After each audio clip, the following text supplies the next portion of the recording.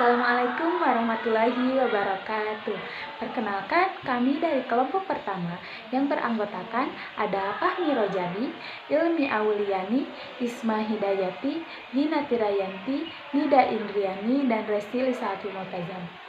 Dalam kesempatan kali ini, kami akan memaparkan materi mengenai konsep dasar teori belajar dan teori pembelajaran. Apa aja sih yang akan kami bahas?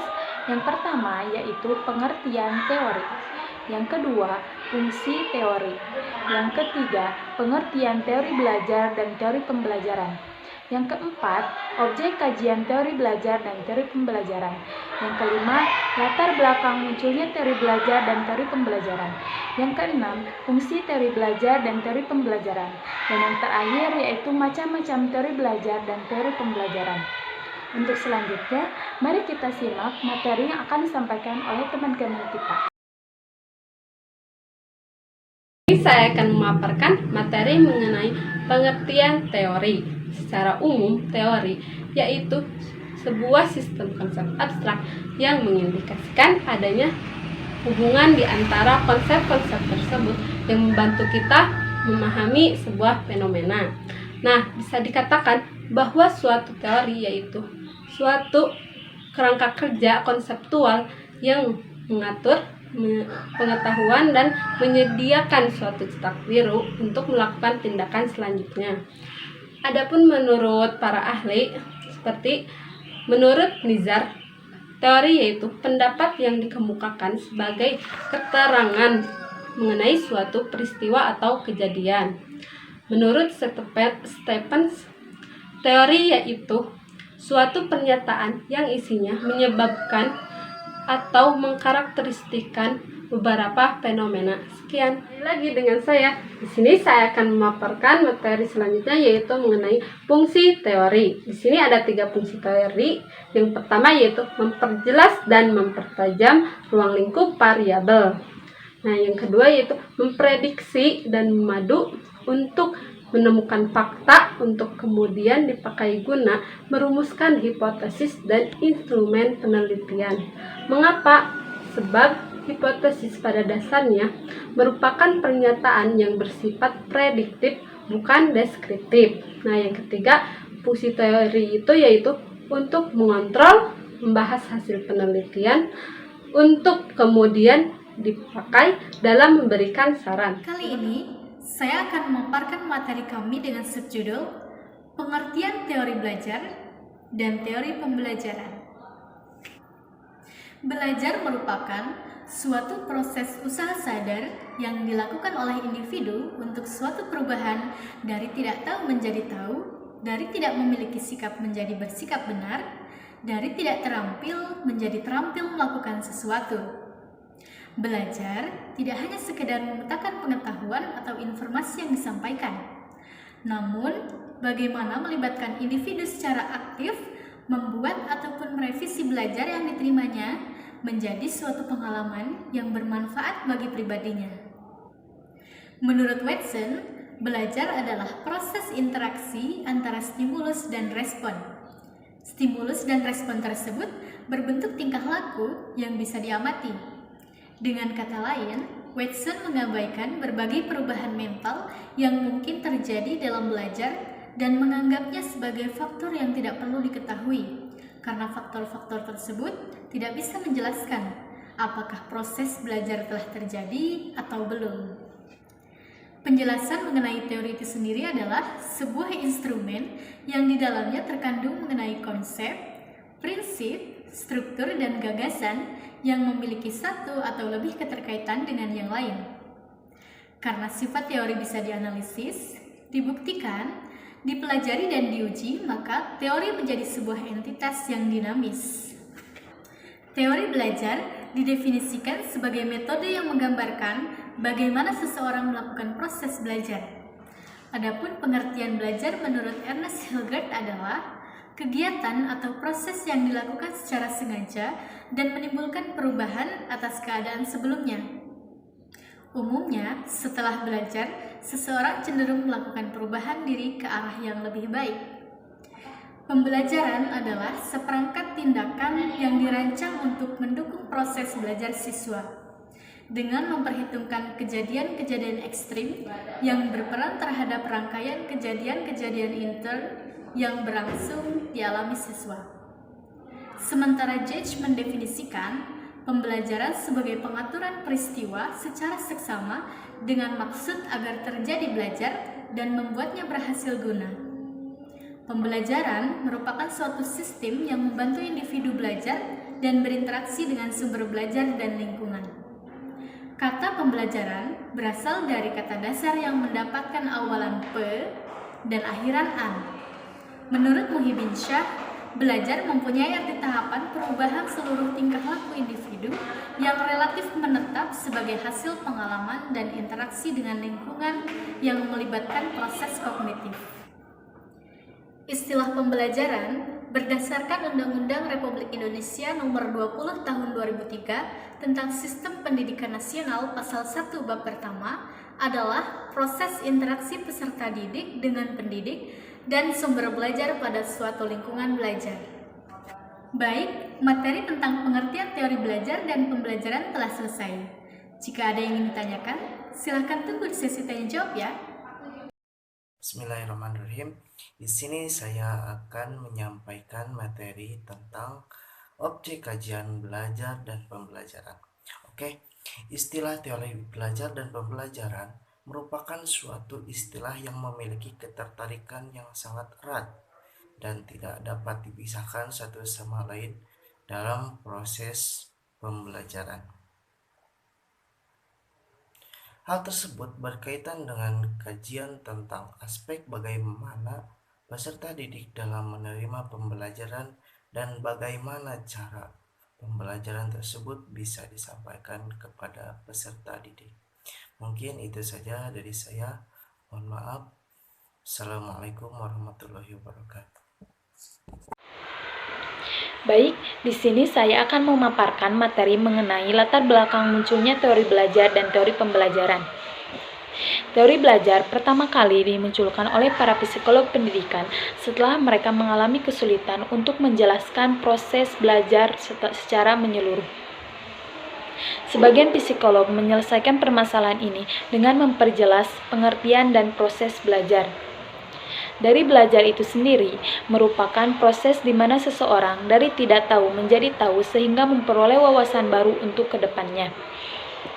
Proses belajar dimulai sejak manusia masih bayi sampai sepanjang hayatnya. Untuk mengetahui bagaimana proses belajar yang terjadi pada manusia, hal ini mempunyai sejarah yang panjang dan telah menghasilkan beragam teori.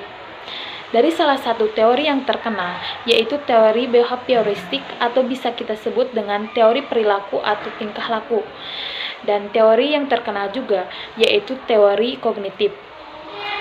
Sekarang kita masuk kepada pembelajaran. Dari pembelajaran itu sendiri merupakan sebuah proses menuju tercapainya suatu tujuan pendidikan yang menentukan arah kemana peserta didik tersebut dibawa. Berbagai proses pembelajaran pun dimulai untuk menangani berbagai permasalahan dalam dunia pendidikan. Nah, dari sini kita sebagai calon pendidik harus mempunyai peran yang sesuai sehingga dapat memunculkan teori belajar dan teori pembelajaran yang berdasarkan dari permasalahan-permasalahan yang sering muncul atau yang sering terjadi. Bismillahirrahmanirrahim. Di sini saya akan memaparkan tentang fungsi teori belajar dan teori pembelajaran.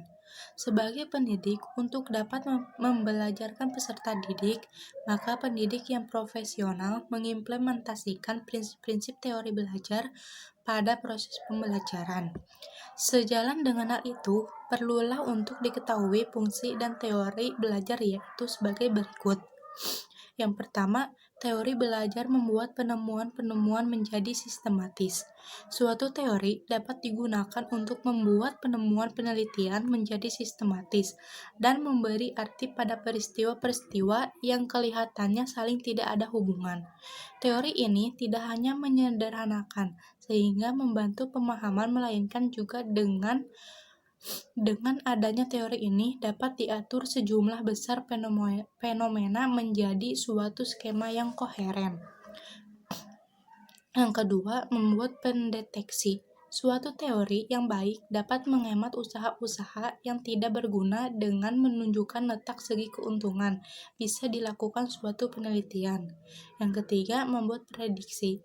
Suatu teori dapat digunakan untuk melakukan prediksi. Suatu teori bukan hanya membawa ilmuwan pada pengajuan pertanyaan-pertanyaan yang memungkinkan berguna, melainkan juga teori ini dapat diharapkan untuk ditemukan bila ia telah melakukan eksperimen atau pengamatan. Dan yang terakhir yaitu memberi penjelasan. Suatu teori dapat digunakan untuk menjelaskan. Jadi, fungsi teori dalam hal ini adalah untuk menjawab pertanyaan mengapa, yaitu mengapa terjadi peristiwa-peristiwa tertentu dan mengapa manipulasi suatu variabel menghasilkan perubahan pada variabel yang lain. Keempat teori belajar tersebut dapat digunakan oleh pendidik sebagai pedoman dalam merancang bahan pembelajaran, pemilihan media yang tepat, pelaksanaan proses pembelajaran, dan mengevaluasi hasil belajar. Sekian dari saya, terima kasih. Baik, bismillahirrahmanirrahim. Perkenalkan, nama saya Resti Risalati Multazam. Di sini saya akan memaparkan materi yang terakhir dari judul materi mengenai konsep dasar teori belajar dan teori pembelajaran, yaitu macam-macam teori belajar dan teori pembelajaran. Oh iya, sebelumnya di sini Resti akan menyampaikan materi mengenai ini secara globalnya saja ya. Karena kenapa? Karena di video-video selanjutnya yang akan dikirim oleh teman Resti itu akan mengungkapkan dan menyampaikan lebih detail sekaligus lebih komprehensif mengenai macam-macam teori belajar dan teori pembelajaran ya. Jadi ditunggu, kita langsung masuk saja ke materi. Jadi materi mengenai macam-macam teori belajar dan teori pembelajaran ini dari beberapa sumber referensi yang Resti input banyak sekali ya untuk macam-macam teori belajar dan teori pembelajaran ini. Tetapi Resti menyantumkannya hanya 5 saja yang menjadi macam-macam teori belajar dan teori pembelajaran. Yang pertama ada teori belajar deskriptif dan preskriptif. Yang kedua, ada teori belajar behavioristik. Yang ketiga, ada teori belajar kognitivistik. Yang keempat, ada teori belajar konstruktivistik. Dan yang kelima, ada teori belajar humanistik. Baik, kita masuk saja ke materi yang pertama, yaitu teori belajar deskriptif dan preskriptif. Dalam pembelajaran, sangat banyak teori di dalam teori itu sendiri yang mempunyai prinsip dan konsep yang berbeda-beda, serta mempunyai kelebihan dan kekurangan. Tapi semua itu berpengaruh terhadap proses pembelajaran. Misalnya, ada yang lebih menekankan kepada hasil belajar, kemudian ada juga yang menekankan kepada mementingkan isi dan materi, kemudian ada juga yang mementingkan kepada proses pembelajaran. Teori belajar deskriptif itu apa? Teori belajar deskriptif adalah teori yang menjelaskan tujuan dari proses belajar. Sedangkan teori pembelajaran preskriptif adalah teori yang mengutamakan tujuan optimal dari metode pembelajaran. Belajar yang kedua yaitu teori belajar behavioristik. Teori ini dicetuskan oleh Judge dan Berliner tentang perubahan tingkah laku sebagai hasil dari pengalaman. Teori ini berpandangan tentang belajar adalah perbuatan dalam tingkah laku sebagai akibat dari interaksi antara stimulus dan respon. Kemudian yang ketiga ada kognitivistik. Teori ini dicetuskan oleh Ausubel, Brunner, dan Jennen yang menyatakan bahwa para peserta didik memproses informasi dan pembelajaran melalui upaya mengorganisir, menyimpan, dan kemudian menggabungkan pengetahuan yang sudah ada dengan pengetahuan yang baru ditemukan oleh dirinya sendiri. Nah, yang keempat yaitu teori belajar konstruktivistik. Teori ini adalah pembelajaran yang lebih mengutamakan pada proses dan kebebasan dalam menggali pengetahuan, serta upaya mengkonstruksi pengalaman. Dari teori ini adalah yang terpenting dalam teori ini adalah bahan-bahan dari proses pembelajarannya itu siswalah yang lebih mendapatkan penekanan. Maksudnya penekanan seperti apa? Maksudnya merekalah yang harus berperan aktif dalam proses pembelajaran, bukan seorang guru ataupun bukan orang lain, tetapi siswalah yang harus bekerja optimal dalam memposisikan dirinya sebagai seorang siswa, mulai dari aktif, kreatif, inovatif, serta bisa berkontribusi dalam pembelajaran. Yang kelima, teori belajar humanistik. Menurut teori belajar humanistik, bahwa belajar adalah proses yang dimulai dan ditujukan untuk kepentingan memanusiakan manusia. Maksudnya memanusiakan manusia di sini adalah mempunyai tujuan untuk mencapai aktualisasi diri, serta pemahaman diri, serta realisasi diri dalam belajar secara optimal. Baik, terima kasih kepada teman-teman semua yang telah menyaksikan video kami dan menyimak video kami. Mudah-mudahan video kami dapat bermanfaat bagi teman-teman semua. Dan bila mana ada yang keliru dari pernyataan kami, mohon untuk dikoreksi ya nanti ketika diskusi. Dan bila mana ada yang ingin ditanyakan, boleh kita diskusikan bersama-sama. Terima kasih atas partisipasinya. Wassalamualaikum warahmatullahi wabarakatuh.